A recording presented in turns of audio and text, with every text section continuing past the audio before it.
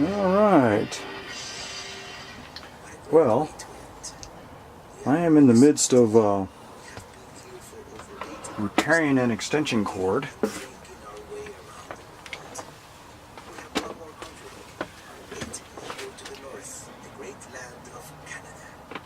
And I don't know if you can hear this or not. Fellow YouTubers might recognize this voice. They also have one of these circle vision cinemas. And this building kind of reminiscent of the Chateau Laurier in Ottawa, which is Canada's capital. A waterfall to continue with the outdoorsy theme. And once again, the Chateau Laurier like. Yep. That's Traveling Robert. And he's doing a video right now. It's well, I'm watching one of his ones that's a couple of weeks old. But anyway, I had looked on YouTube about repairing an extension cord, and the YouTube videos that I saw on there, I don't know. Anyway, I wanted to make a better one. So hopefully this will cover all the details that that you would need for the style of repair that I would do. I saw others that use electrical tape and bunch all the connectors, they're called butt connectors, together. And I always like to think about the end product and the aesthetics of it. I want it to look good. I want the repair to look good. And so I just wanted to show you a few things that I use. First off, we'll go through the tools. We covered these in my other video in drawer 3. We covered these two items here, and these are my automatic wire strippers. They're called automatic because they adjust to a multiple of different sizes by themselves. They're spring loaded. You know, it's really quite a useful tool. I got it from Cornwell, so you know they're not cheap, but they last a long time. And you know, if it costs $50 but it lasts 15 years, then you know it's a good value. Anyway, so these are my wire cutters, and then they've got some other things that can work in there. These are pretty cool. I think I got these from a yard sale or something like that. It's a multi-purpose tool. The very end of it are wire cutters. The middle of it are your crimpers, and then right inside are also crimpers for connectors. So it's an electrical repair tool, multi-purpose tool. Utility knife, which comes in handy for a multitude of uses, and a little micro torch. These things, the reason I use it is for heat shrink and things like that. It just comes in handy. You can use it in so many different ways. And I prefer heat shrink to electrical tape. And again, earlier I mentioned about aesthetics and the way it should look at the end. And not only now, but in the future. And so I use heat shrink, and you can see that I've already wired it onto the cable itself. And what's great about heat shrink, unlike electrical wire, or excuse me, electrical tape, is that the electrical tape, sometimes when it gets hot especially, it will start to unravel. And then that glue from the electrical tape gets everywhere on the rest of the cord and on your hands and everything. It's very messy. The alternative to that is to use electrical tape and then put a spot tie on there. Well then, if you don't cut the spot tie correctly, the spot tie itself can hurt you. It will cut you. And so to preclude all of that, I like using heat shrink tubing, and that's what this is here. What's great about heat shrink tubing, it protects it from chafing. It has a glue inside of it, so it seals it from moisture, dirt, bugs, anything that could get in there and cause problems with your electrical. And so, like I mentioned before, corrosion is the biggest problem usually with electrical. And so the more stuff you can keep out of your electrical connectors, such as dirt, dust, water, moisture, bugs, everything, keep it away from there, your electrical connections will last longer. And so I didn't have a length that I wanted of the right diameter of the heat shrink, because I'm using my scraps. I I do things on a budget. And so I had several of these short pieces of the right diameter, and so I put some of them together, and I put them all on there before I connected the wires up. And I'd already connected the wires up, and then I thought, you know what, maybe I need to do a video on this. And so before I did that, I said, let me see what's out there now. And so I went and looked at several videos of people repairing the connectors. Most of them are about replacing the end, which is good because you need to know how to do that. The one that I saw about repairing the wires, the guy used butt connectors, but he used tape, and he put all the connectors in one spot. And when you do that, it makes your electrical cord look like crap, in my opinion.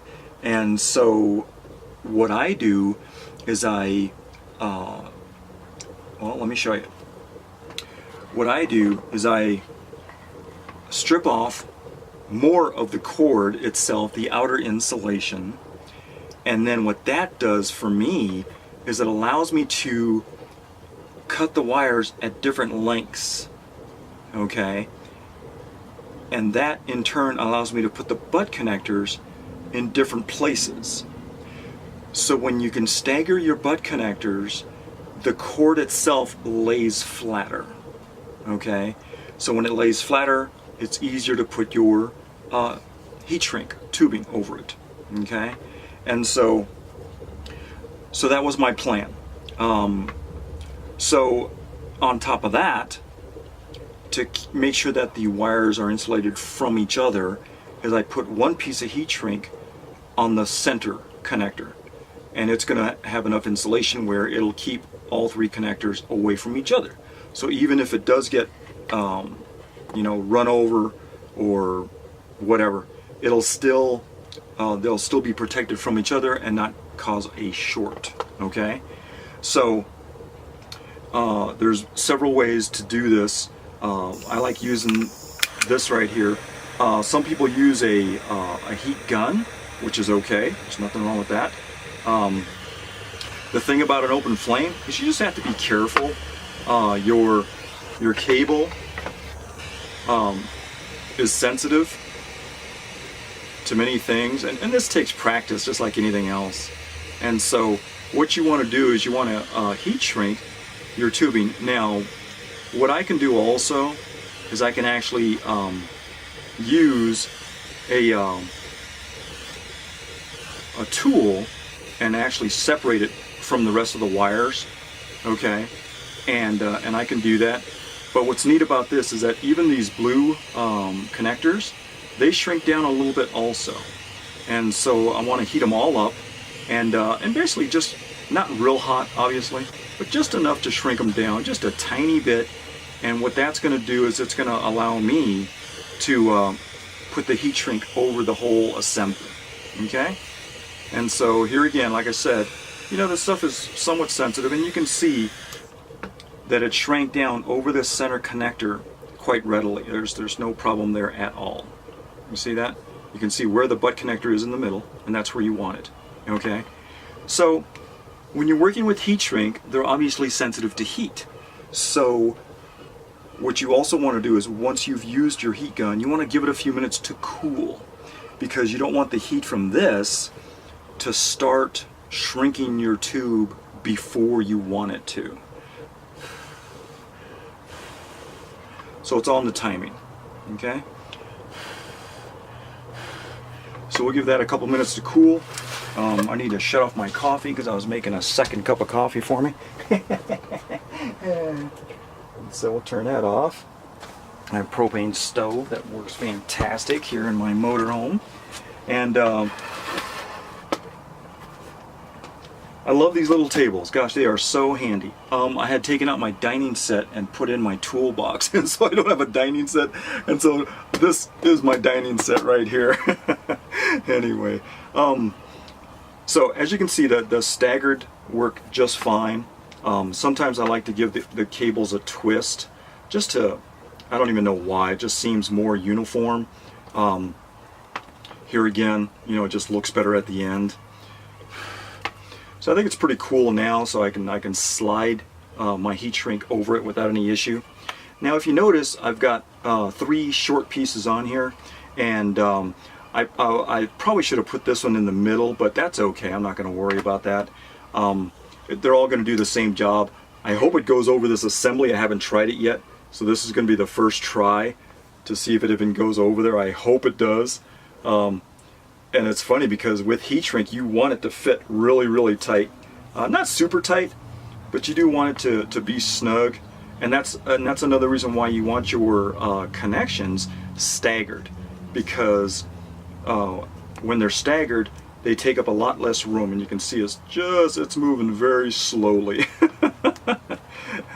and that's okay. I mean, electrical work is one of those that sometimes, not always, but sometimes, it does take a lot of patience. Okay, so I got it over, and then you can see where the end of the wire is, and then where your butt connectors start. And so my plan is to put one on the end, or excuse me, one in the middle, and then one on each end, because I want it to seal from here all the way across to here. And so what I'm going to do is put this one, okay, right there in the middle, okay, and you can see it. And you know, I don't know if I like that, because you can barely see the butt connector on this side, and you can see this one on this side. What I might do is, since I already have that heat shrink in the front right there, I think I'm going to put 2 of them on the outside first to make sure I get the butt connectors sealed up tight. See that? I'm going to put those in the middle there, and then once this is done, I'm going to try and put this one right in the middle. And so now here's another option. Because this stuff shrinks, what I might be able to do is put one side on, okay, and when it shrinks, it might actually be small enough where I can slide this one over the end of it. If I can slide it over a 1/2 inch, that's enough to seal it, because these have glue inside, and when you shrink it onto itself, it's super sealing. They are really good as far as that goes. Okay, so let's take a look and see where the end is. So the end of the cable is right about here, and if we get, and we still want about a 1/2 inch coverage there, and this part tubing is actually longer than the other, and so that'll work out really good. So this one will go this one's about 3 inches long, this one's about 3 1/4, 3 1/3 inches long, and the other one's only about 2 1/2 inches long. So this is all an experiment, you know. We're just having fun here and just see what happens. I mean, it's, you know, let's see what happens. So here again, when you're working with the open flame, personally I always like to start in the middle, okay, and you can see it shrinking up right there. Okay, and if I was and then as you go back this way, you'll actually see where the end of the cord or the insulation is. Okay, there, you can see it right there. You can see the raised areas, and then this heat shrink is exactly the perfect size for this cord, and you can see it shrinking down onto it.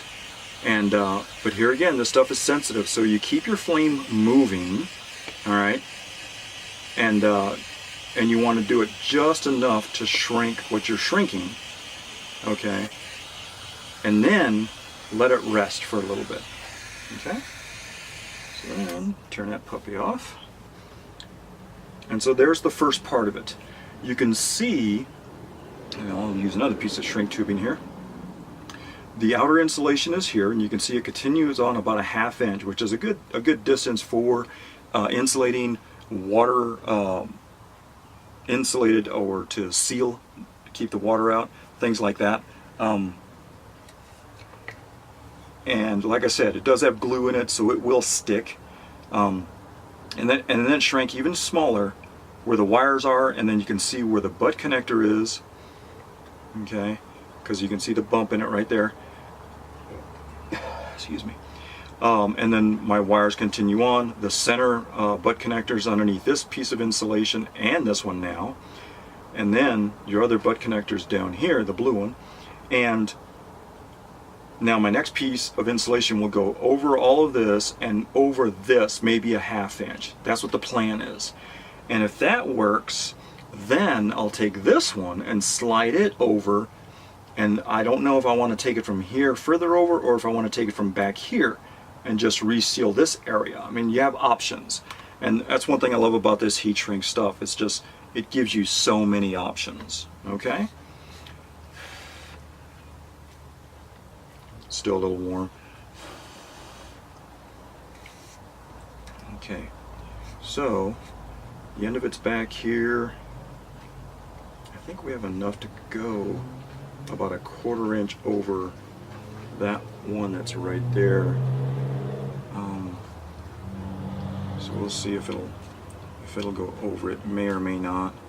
It probably will, because it also stretches. Before you put it on, it'll stretch. I mean, before you heat it, you know. And so I can feel the end of the insulation's right there, about a 1/2 inch, like I was talking about, and it went over this about a 1/2 inch there, and that gives me about 1.5 inches on this side, and then if I go a 1/2 inch here, this will fit, you know, pretty much almost wherever I want it.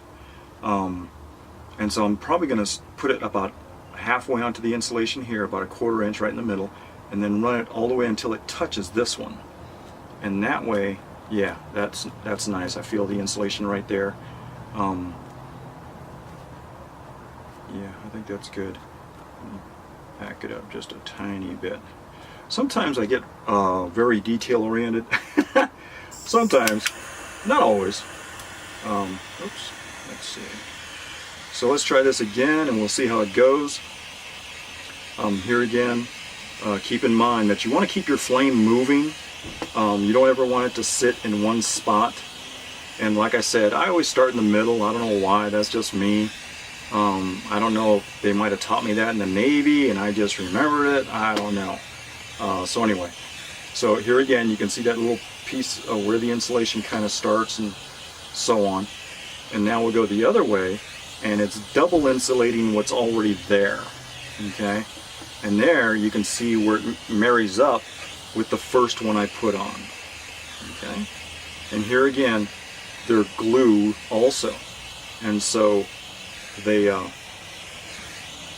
glue to each other also, very nicely, I might add. I'm going to heat this one up just a little tiny bit, and you'll actually see the glue coming out of there, and you'll see it here in just a minute. And so I already saw it on this other side over here, so it's really nice. I don't know if I'll be able to get a close-up on it.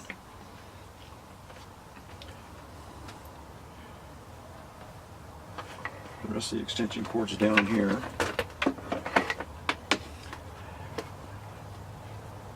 And you can see the glue came out right there, and on this side here. And so that's what you want. You want the glue to be visible.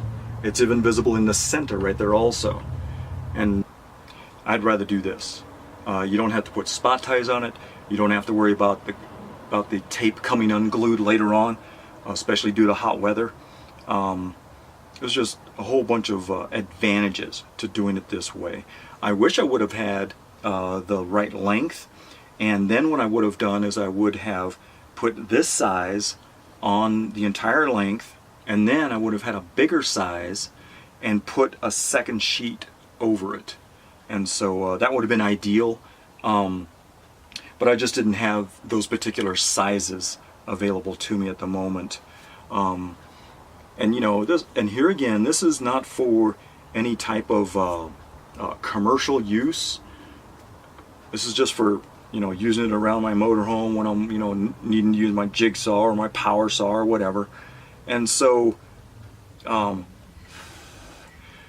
you know, I don't know what some of the regulations are, but I know that some places, some regulations won't allow you to use a repaired extension cord.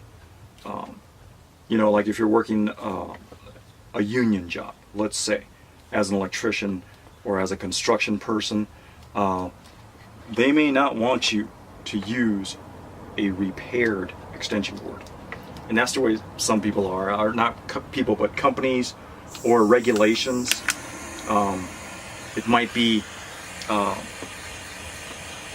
it might have something to do with, you know, perceived safety issues. Sometimes all it has to do with is let's say union regulations, and so, whoa, got a little too close there.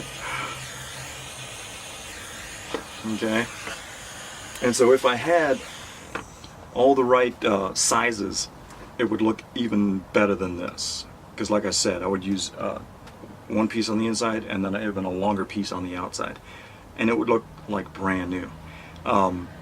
As it is, it'll work for another 10 years as long as it doesn't get run over too many times or run over by a lawnmower or anything like that. And while you're doing this, while you're doing the repairs, you also want to inspect the rest of your extension cord. Make sure that your the ends are in really good shape. Lots of times they'll wear out and they'll break right here near the end. This one, particular one, has a flexible end on it, which helps it prevent it from breaking right there, which is really nice.